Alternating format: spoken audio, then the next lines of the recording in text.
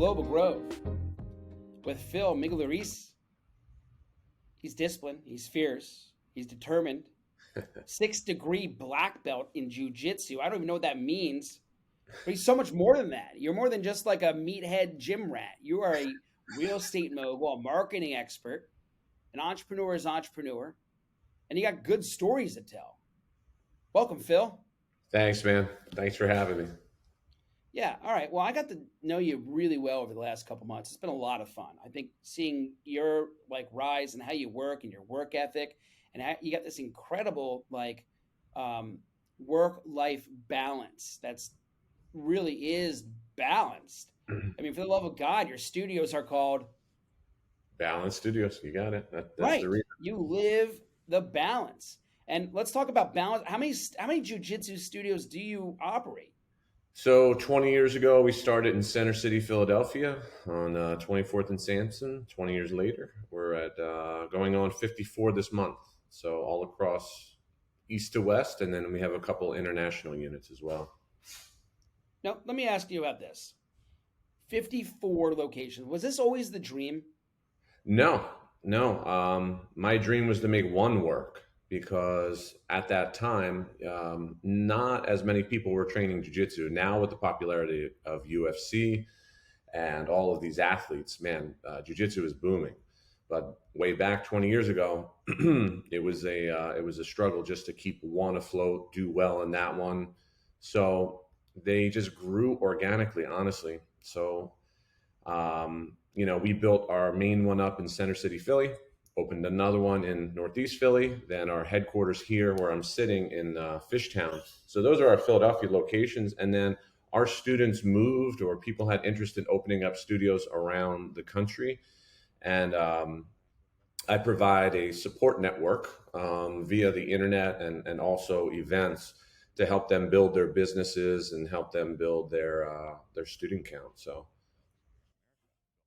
that's great. And you're just going to keep going? I mean, is the end game just to slowing keep it? down now. Yeah, we're kind of good. I don't want to get too busy. Like you said, the work-life balance, you have to cut it off at some point. So we're doing really well.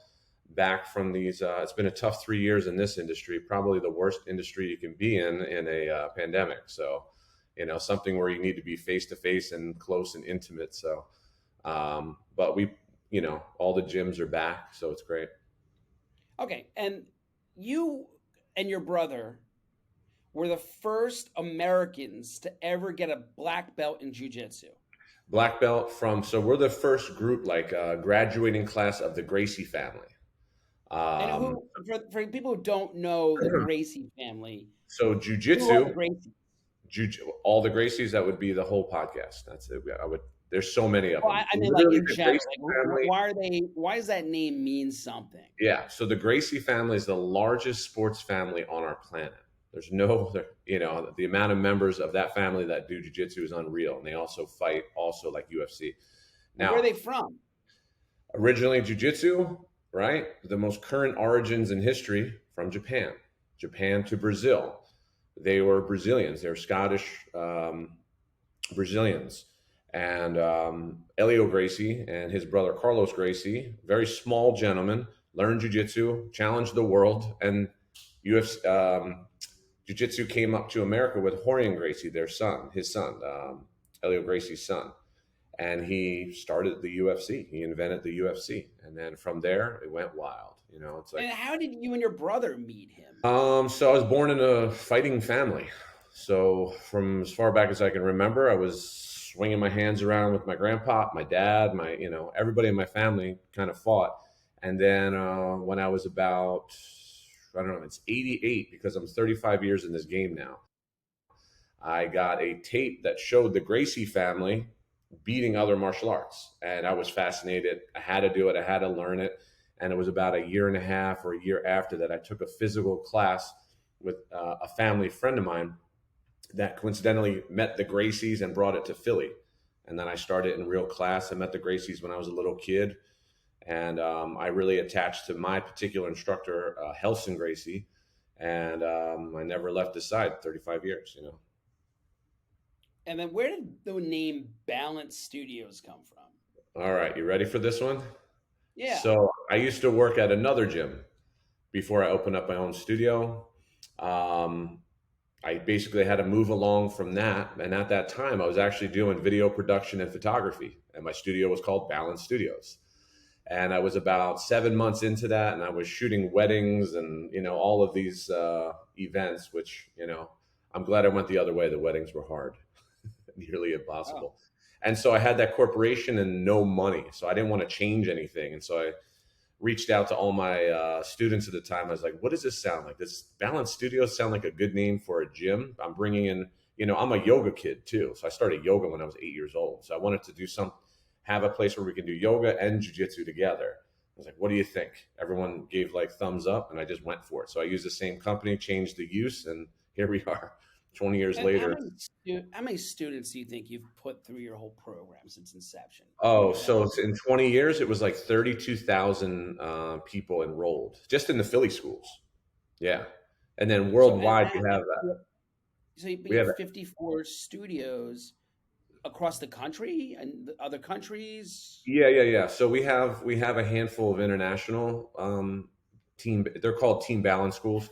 So balance schools, international, and I think our latest count was like 35,000 active members in our database. So that fly the flag team balance.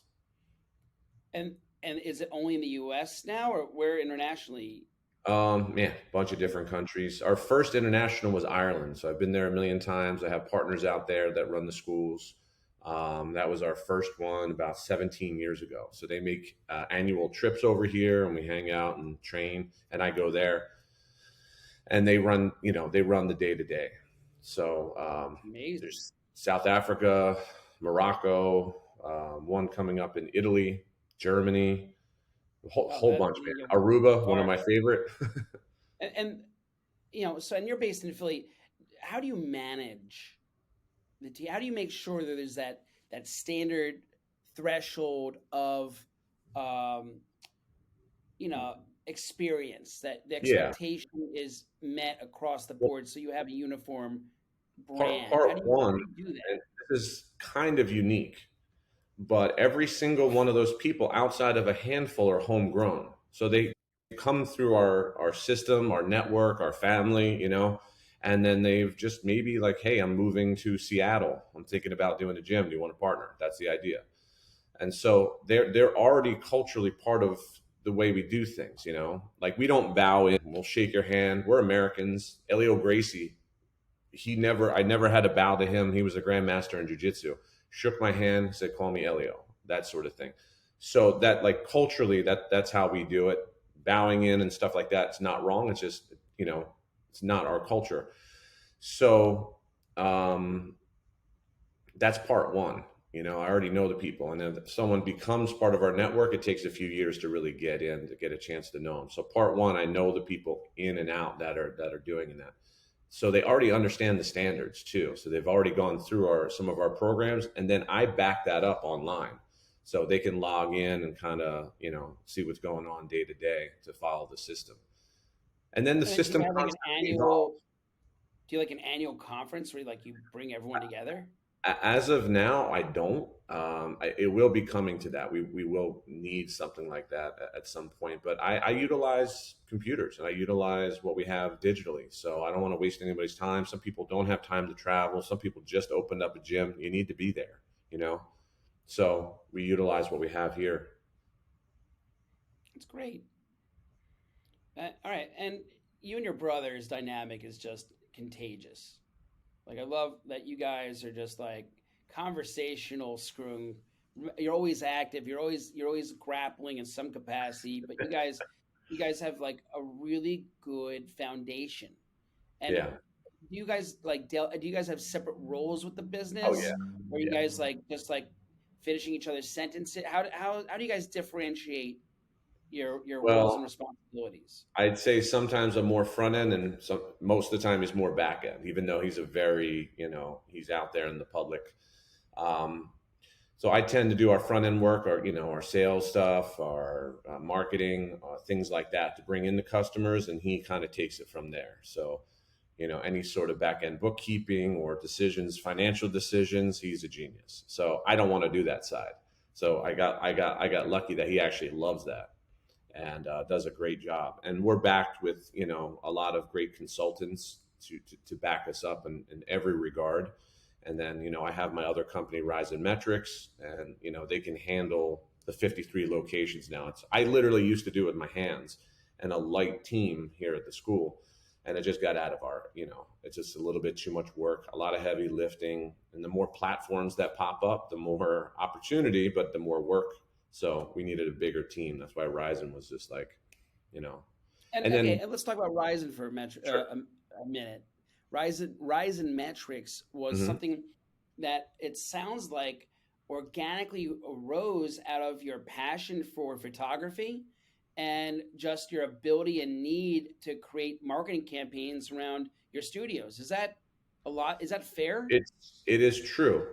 So the way it was formed. So originally here in Philadelphia, obviously I had my gyms, and then part of the deal, getting involved with partners around the United States, we have to support their goals. So the way I could help the best is in marketing. I understood marketing very early, especially on the web development and the email marketing side. It's hugely important with what we do here. Um, and so I lent those services, and it got like kind of so big. Friends of mine would ask me for to help them with their social, their website, and I would do favors, and that branched out a little bit more to people I didn't know asking for services. So I pulled out of the martial arts and I started a company here in Philly called Philly Branding. So technically, Philly Branding merged with my colleagues and partners with Ryzen, who are all jujitsu people. This is a funny part. All jujitsu friends for one of them for 30 years.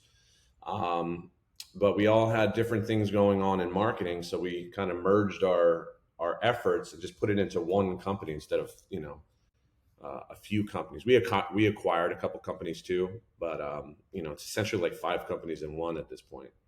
So that's where that came from, and so I didn't want to reinvent the wheel either. So I would rather outsource to a competent company that understands my business model, um, and it's also my company. So it's funny. I always So say this: like Balance is now a client of Ryzen, and Ryzen is now the marketing arm of Balance. So I feel like they're the same thing. I have to do hey, the stuff you're doing anyway. great work for yourself. Yeah, make it Kind of neat. easy. You know, Okay, and the let's foundation of talk. jujitsu is leverage. So why not run with it? Strategy and leverage. Those are the two things I know. So I don't have much more. Have you ever had to use your jujitsu ability to fend off an Yeah, that's how I attacker, get every single one of my digital clients. That's all I do. I just get them and I hold them, and I'm like, you need to hire us. And I'm like, no, or sign I'm my good. I'm contract kidding. I'm or kidding. go to sleep? Yeah, man. Listen, I grew up in Philly. Yeah, I did, and I got involved in jujitsu because of its realistic application. So if I need to, so this is like a joke. I'm generally mellow. I'm easygoing. And the joke Yeah, back in the totally. day was like, Phil will wake up when Phil needs to wake up. And then I go back to sleep. Meaning, when I competed, I was calm, I was relaxed, I wasn't shaken up by anything, and I would go out there, and you just have to be fiery for 10 minutes and do your job and win, and then go back, handshake, be a sportsman, and I always make the joke, like take your Yeah, opponent but out has to. anyone ever come up to you and your girl in a parking lot, put a knife out, and you had to disarm them? Yeah, knife wise, I avoid it because I was I'm just able using that to as an like example. they consider like verbal jujitsu, right? You have to know how to act. So if you act a certain way and you know how to de-escalate by just using language, you can get away from all that stuff. Honestly, the last thing I want to do is put my hands on somebody, have to defend myself, or put myself in a bad place. No way, I don't want to do it. So I've avoided way more things than and plus I don't go out. I can count my hands how many times I've been out partying. Like big time. I spent my life competing, and then the other portion of my life when everyone else was out partying after competition back in the 90s, I had my computer out. I was learning how to code, or I was learning how to do websites. Like I was doing stuff like that instead, using digital marketing, or it wasn't anything back then. There was no possibility of getting a digital marketing degree, right? So I had to learn on my own. So I used that time to build my backup just in case jujitsu didn't work or the gyms didn't work, or so that's what I did. But I've had my share of things that have gone wrong, generally gone wrong for the other people. Because I say no, I don't want to fight, and I really don't. Now, do I like fighting? Yeah, I actually do. I want to I was wrestling around with you one day. I'll go to the mats with anybody, my friends, my family. But being violent is a different thing than an agreed match. That's like wrestling is not violent, jiu-jitsu is not violent, and I don't think UFC is violent. And there's a reason, because you have two parties that are in consent, so they are agreeing to do something. When you don't have that agreement, that's violence. So um, yes, I grew up in Philly. I had to defend myself multiple times, but it never got out of hand. And I try to be respectful. Yeah, so you're a modest, humble nerd who can kick ass. Yeah, a little bit. Yeah, Uh, I yeah. The love stuff I I love the like is fact. like nerdy stuff. Yeah, and you're when people say what do you do, you're making Philadelphia safer. I mean, Yeah. 32,000 people have gone through or identified as part of your program. These people can now protect themselves, and who knows how you've done it. I mean, it's an incredible undertaking and feat. You should be really proud of yourself. And I hear That's stories all the time. It's so pleasing these days because some of those people were children, so they're now in college and they're saying, "Hey, it gave me the confidence to do this or do that, tackle your daily life." Oh, right, totally. The self esteem building aspects of martial arts is something that is And here's obviously the funny inherent. part. So we have many high achieving Philadelphians and people from around, but high achieving Philadelphians, CEOs of big companies, huge lawyers, people like that are willing to ruin their careers to get in and train every day. I think it's very interesting. They get so hooked in jujitsu, you know, they'll be like, I'll take that call later, or I'll do this one later. You know what I mean? I did the reverse. Like I know it's part of my life in the beginning of my life, and I bypassed, a regular college, a 4 year thing. I was in college for 10 years, you know, instead of four. So I did, I went to Drexel. So I did 3 months at a time. So I went 3 months, and then I went away and competed, traveled. I was in some other place in the world grappling or doing yoga, and I would come back. And then, it takes a little bit longer to do that. But it's really funny to see these high achievers use jujitsu not only as like um, a framework for business, a framework for strategy, but a way to like calm it down. So I commonly refer to like founder wellness, and it's a huge thing, especially the more you and I both mix it up with a lot of high end entrepreneurs. We both know that stress is high occasionally. Just Oh, dealing with totally. that is a huge thing. So I think getting on the mats is a good way of addressing that sort of founder wellness. Yeah. Plus, it's a networking event. You're rolling Boom. around with the top leaders in the city. Who knows what business has come out of your studios that you've It's now very interesting. forced the My conversation? jujitsu, I'm saying like the things that have come out, like I said, my only like superpowers, I understand leverage and strategy, and then that's because of jujitsu initially, but also being resourceful, like understanding what people do and how to put the right people in the room or on the team. And you asked me in the beginning, how the heck do I do this? I have outstanding teams. So with what they do, I'm a big fan of my employees. I'm a big fan of our competitors, people that work for Rizen. I think they're like truly valuable and talented. So I like getting behind them. Yeah, and you've trained with the likes of Joe Rogan. I mean, Well, who Joe Rogan those trains big? jujitsu. Let's be clear.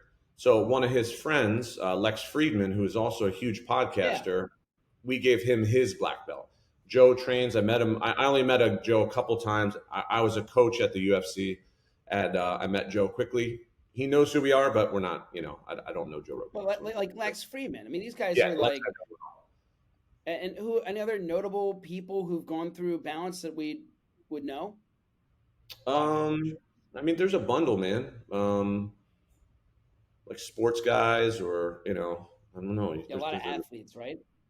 A bunch of athletes, a lot of Philadelphians. Most recently, and he's our friend too, Brandon Brooks from the Eagles. He just recently retired. Now he's at Wharton. Um, he's a good example of like fantastic athlete, super smart balance. I love it. So, and then he was good on the mat because that's the same thing. There's something about being tough and something about being a little bit more conscious on the mat when you're moving around, as opposed, to other martial arts or other ways of operating. It's like kinetic chess. All right. Well, let's turn it a little bit here and talk a little bit about Tatsu Tea, baby. Now, I'm surprised, Phil, you haven't taken a sip in the last 20 minutes. For everyone out there, I said I'm going to take a sip every 30 seconds but I'm really, I'm definitely a user. What is this? What are you using? Show it to the camera. Let's get a So close Tatsu up here. tea, matcha tea, disguised in an energy drink can. So it's all natural, 10 calories, high grade matcha, mixed very nicely with lychee fruit in this particular flavor. And And why? What's the deal with it? Where did the name come from? Who invented it? How did it come on your radar? Why? um, the why of it is to provide, like, see, I always have the jujitsu fighter in mind, and that's a general person because we need something energy slash focus kind of quickly within a half an hour that is also healthy and doesn't give us these like unnatural spikes. So it's my attempt to offer something natural as opposed to what we get with these other energy drinks that are a lot of chemicals, a lot of caffeine, and a lot of side effects, which are not appealing to me. And so I've tried them in the past, never clicked. I grew up in a very natural environment in my household. My dad never allowed sugars, milks, or like he was very particular about what we ate and how we grew up. So we kind of grew up in a pretty natural environment. So it's very low sugar, 2 grams of sugar, no chemicals, and it addresses the energy, hydration, sort of like immunity um, area. So it's something that an athlete can do. Like our slogan is "Go Natty," so be natural, go And natty. but you told me, and actually, Joe, when we had you on, on Product Search Live last month.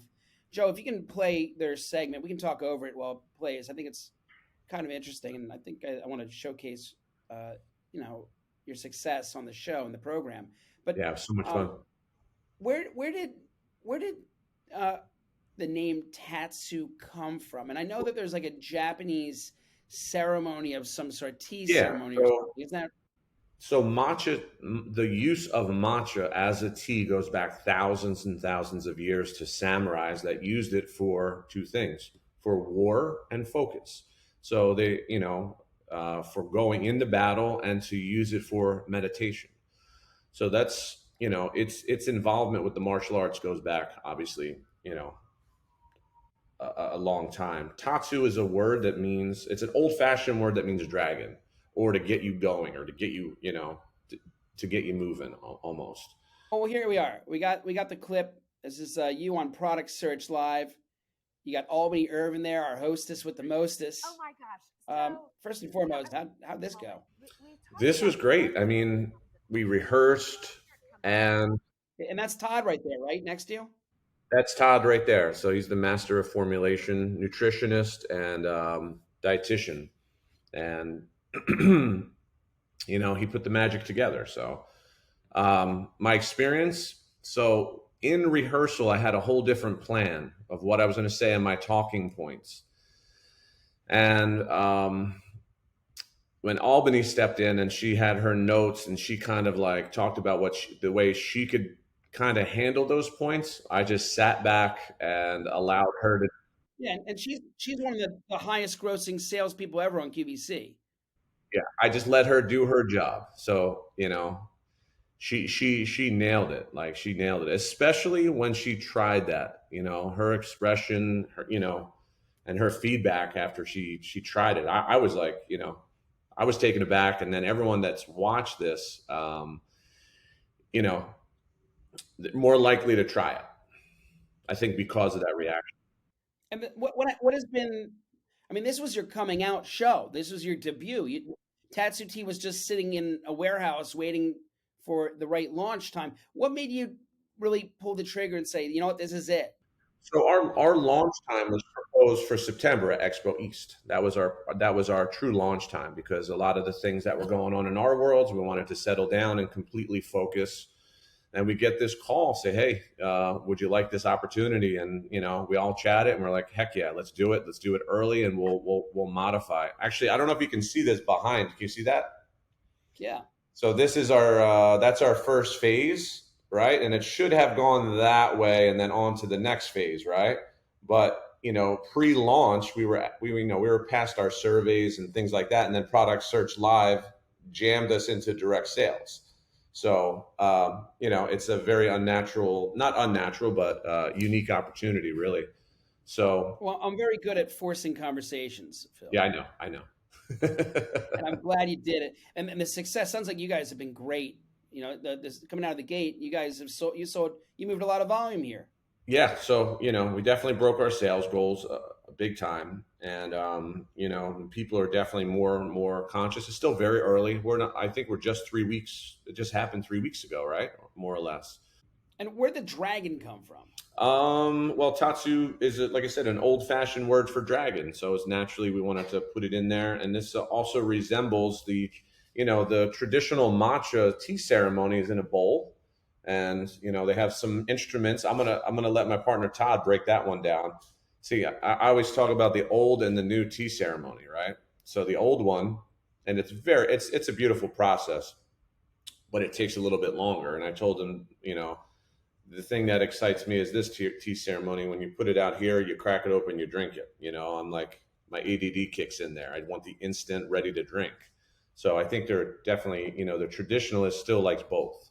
So the dragon resembles the bowl. It does. Yes. Yeah, I love that. And matcha itself, though, I love how you said it's like that the controlled release, right? Is that Yeah. what makes it so special? Yeah, I mean, controlled release and the length of effect too, which is very important, because as I referred to it on the show, as a controlled caffeine. So you feel like you're alert, you're aware, but you're still in control without jitters and unnatural stuff. And again, going back to the original placement of this thing, like I'm thinking of a jujitsu fighter. If we are out of control, even with our finger, like a one false extension, you get caught in a move and you have to give up. You tap out. So one bad movement, one for a split second, will get you caught up in a bad thing. So you can't have a drink that makes you jittery or move too fast or be out of control and out of sync with your natural movement. So that's the other thing. And I didn't want to have a product that was unnatural into the world. I would feel like a horrible human.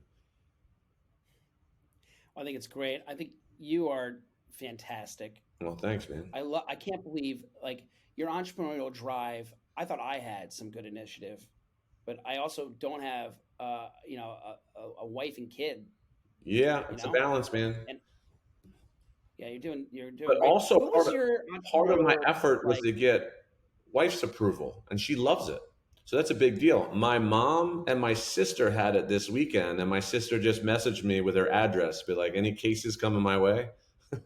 So that That's nice. approval is big, and at the same time, some of the toughest people on the planet, which will be popping out some videos soon, I got their thumbs up. They love it, and they're going to be talking about it. So, like I said, we are early to release. Like, we're about 7 months early. So the So general. walk me through the rise. So your entrepreneurial itch. Mhm. Did you have like an entrepreneur growing up Yeah, in your family I've or a been mentor who was yeah, I've been super lucky, man. So I was born into an entrepreneurial family. My dad was an entrepreneur. My dad loved franchises, really loved franchises. And I grew up in some of his businesses and like corner is he stores. still around? He is not. He passed about 10 years ago.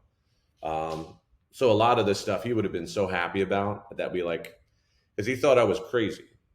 So I would launch my own products instead of working for someone else. And then one day, so I did a DVD called Yoga for Fighters, right? Way back. Okay. I launched a video online when it was very difficult to post. I'm talking about like early 2000s. It was almost impossible to put something up. So I put something behind a paywall, called it Yoga for Fighters. I've been doing yoga as long as I've been doing jiu-jitsu.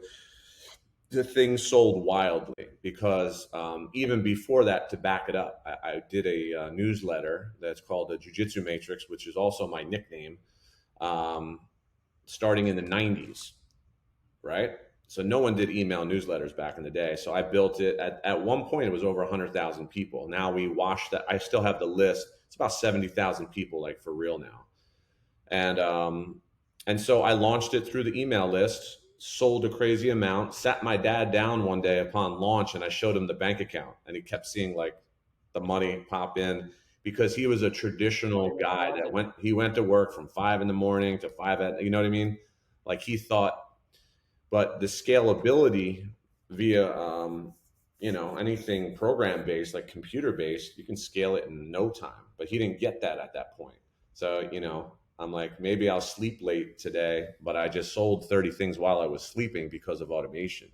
So it was a difference of like thought, but I broke him over to my side, scalability with technology. And that's how I was able to scale gyms. I was able to scale other investments that I was a part of. So I'm big on automation. And is that what's been your like? Do you have like a mantra that you live by? Is there anything that like you just like really credit for keeping your you know your North Star? Um, Honestly, man, it's things that I'm interested in. And I've always known myself too. I know when I get bored of things. I know when I'm like overly excited. I know. So I'm a big startup person, and I rely on the luck of finding the best teammates, you know.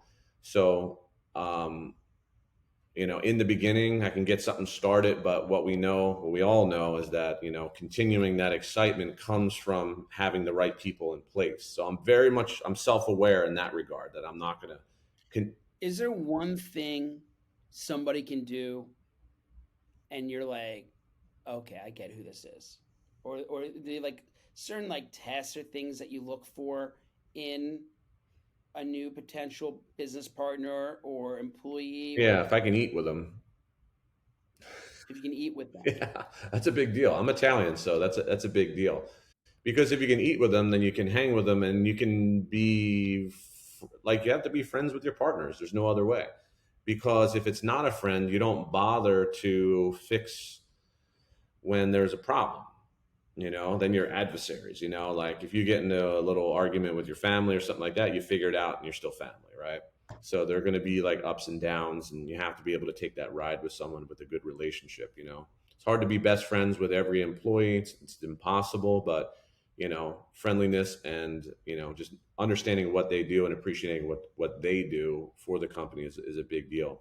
So I think that you know and then just naturally like gut feeling liking the person too. Then you can work with them, so you're more likely to move forward and do more the more there is a relationship. Well, I really don't have any more questions. Is there anything else that you want to plug or mention, or we could discuss?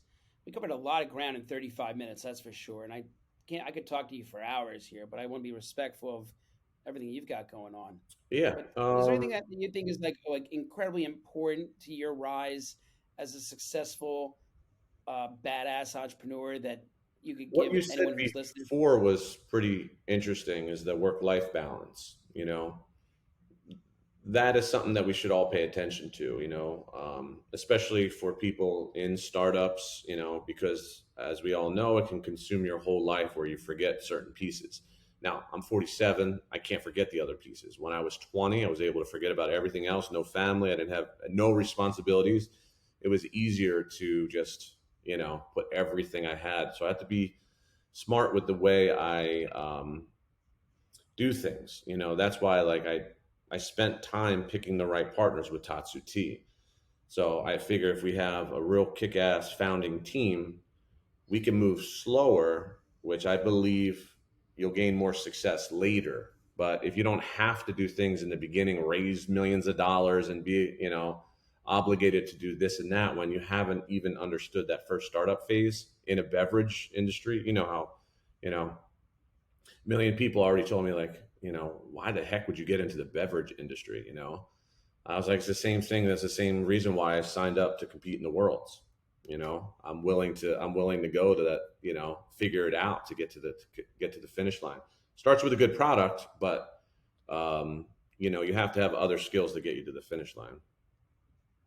So Well, work life, you should be. Yep. yeah, I'm saying work life balance for sure. Understand what phase you're in. Are you a 20-year-old getting into a startup? Like I said, you can pour your heart, soul, and time into it, but when you're in the other end, you need to be highly intelligent with how you spend your time. So I try to do that. I try. Well, I appreciate you spending all the time with me, No, I and appreciate you having me our on. Thanks for friendship. having me on Product Search Live too, man. It was big. Yeah, you should be really proud of yourself. Not many people can get to half of the success that you've been able to achieve, and it's really commendable, and it's fun learning from you. You have Balance Studios. What's the website if people want to sign up to take jujitsu? BalanceStudios.net. You got Yep, tatsutea.com. TatsuTea.com. And everything's live there if And you ever want to try it. if I'm trying to get like more than like 4 people watching my podcast, and I want to get Rizen Metrics to help me, what's my Rizen Metrics website? RizenMetrics.com. So, Cool. Well, I really appreciate your time. all right.